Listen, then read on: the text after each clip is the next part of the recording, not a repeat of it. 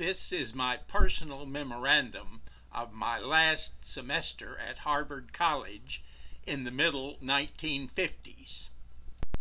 For the half a dozen or so of you out there who might have a passing interest in this, I must apologize for the photography. To start with, it's the old regular 8mm film, complicated by the use of the latest anamorphic lens, which makes for very fuzzy focus. Golden days in the sunshine of our happy youth, golden days full of gaiety and full of truth. In our hearts we remember them all else above. Golden days, days of youth and love. How we laughed with a joy that only love can bring. Looking back through memories, we will know life has nothing sweeter than its springtime. Golden days when we're young. Golden days.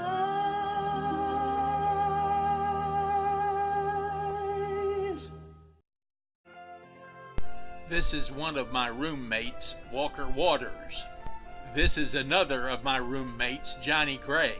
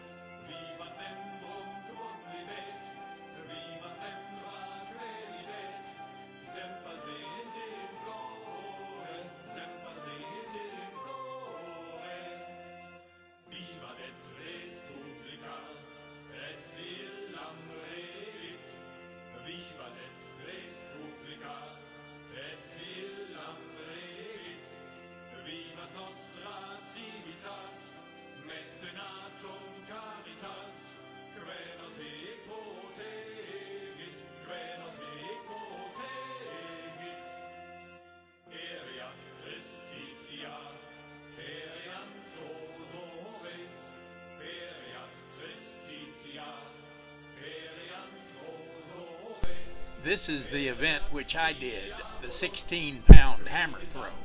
This is not me, but I wish it were. Art Seiler, one of the first marshals of our class and a Rhodes Scholar at Oxford.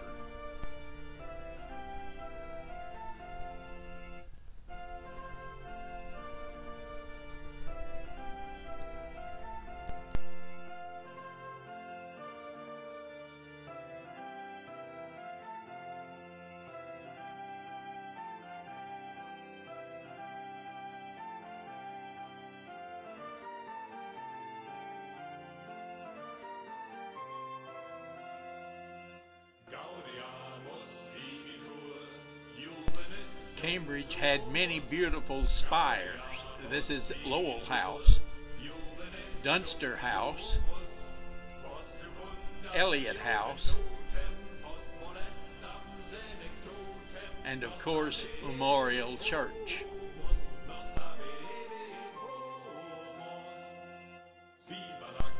This is Memorial Hall as it looked in our day. The clock tower burned down in the summer of 1956 after we graduated.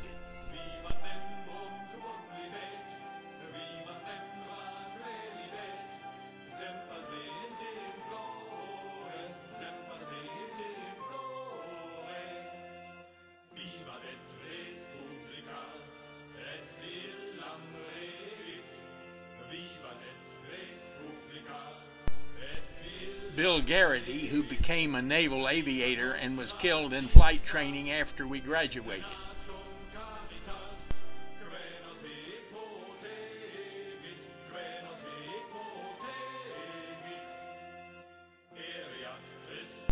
One of the great things to do were to attend the summer concerts in the yard at eventide.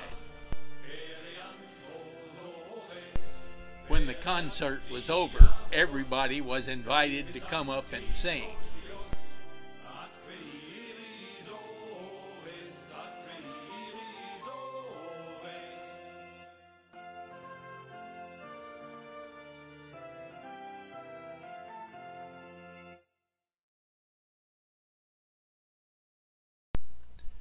Doug Creelman, a good friend for 4 years.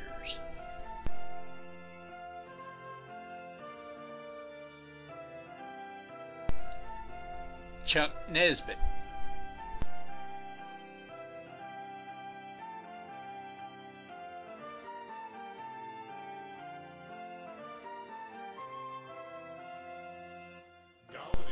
Everybody remembers the University Theater and Albiani's as they were then.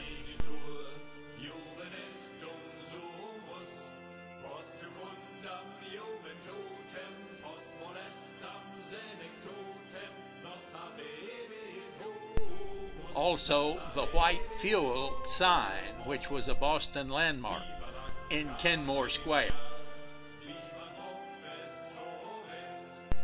The Kenmore Movie Theater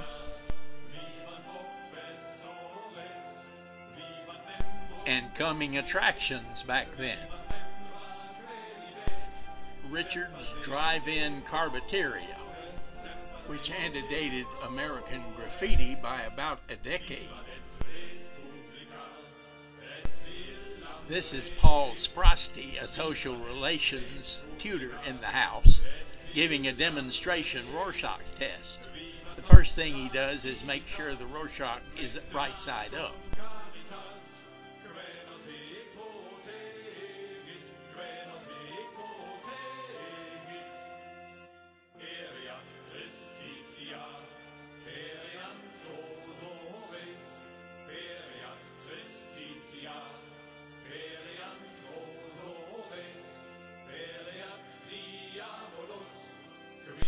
Boston Public Garden and George Washington on his horse.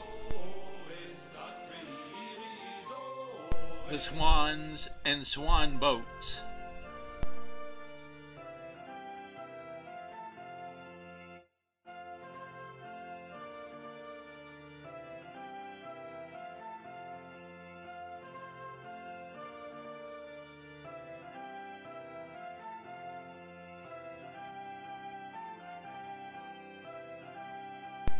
And this was me in those days.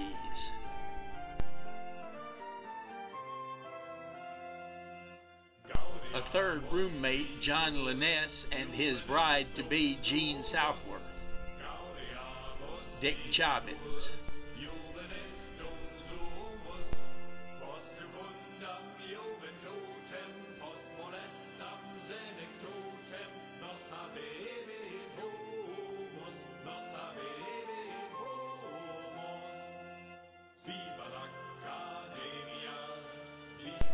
Carrie Fox.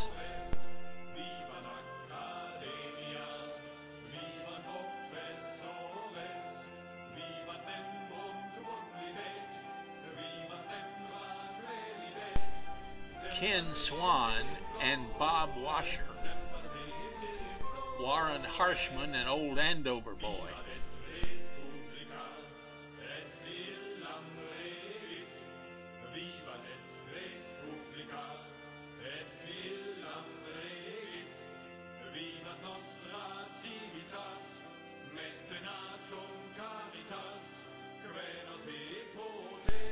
This is the 25th reunion class and their paraphernalia.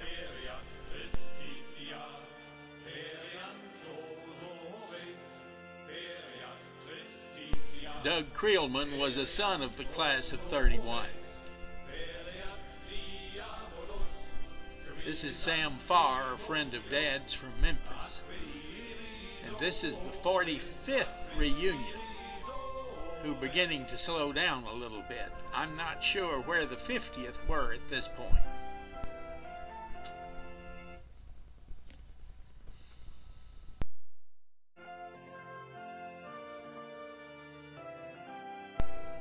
This was the 20th, quite a spirited group.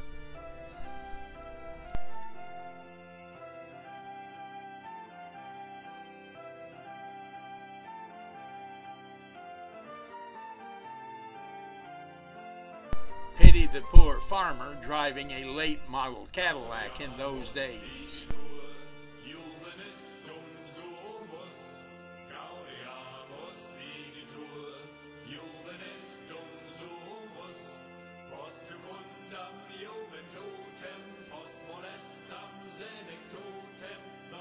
These were the high, wide, and handsome 50s. This was the 10th reunion, just getting started in life.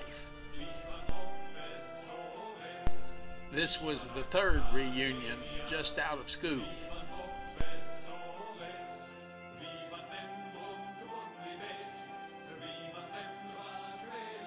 Steve Hockhauser on graduation day, and Charlie Ballback.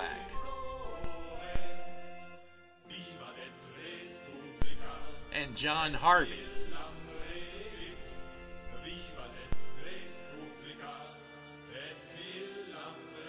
Bob O'Clair, who was my tutor in Kirkland House, and Ken Swan and Ken McCormick.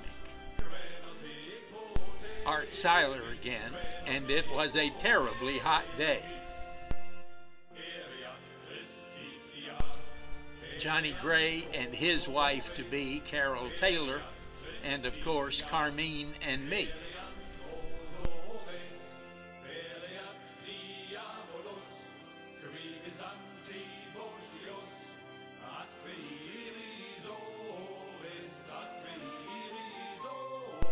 Ken Rossano.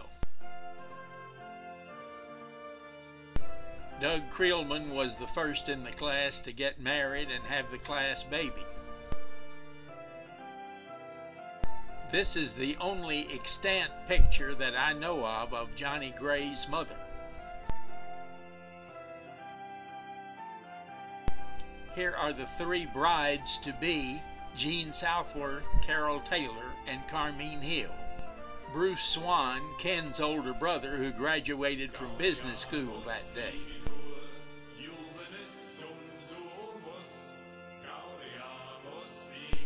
Evan Burlack and friend.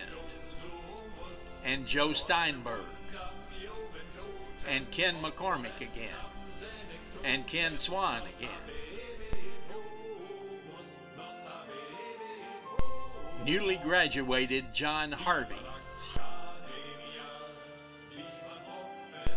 John Liness as he gets his diploma.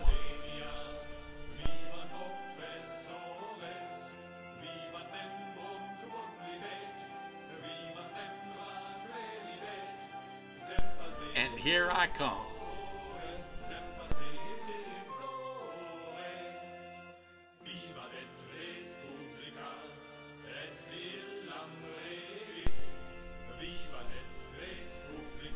And Walker.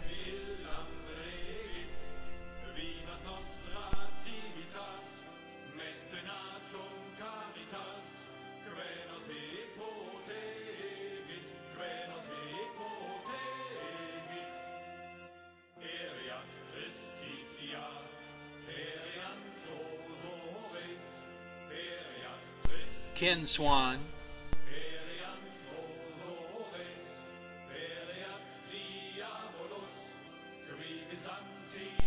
and farewell to Bob Washer.